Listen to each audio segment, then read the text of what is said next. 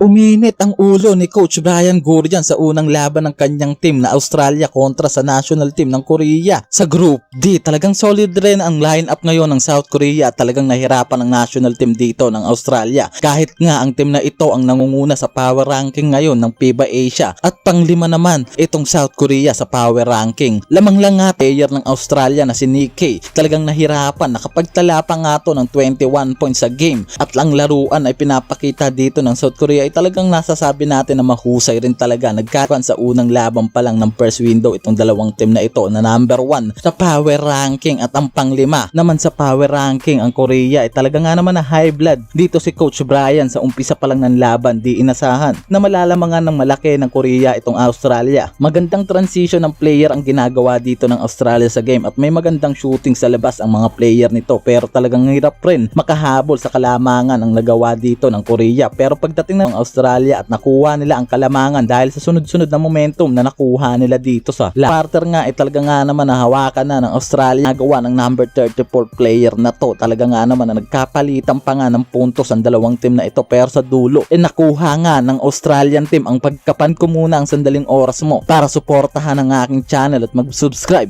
and then click the notification bell. Maraming salamat sa inyo.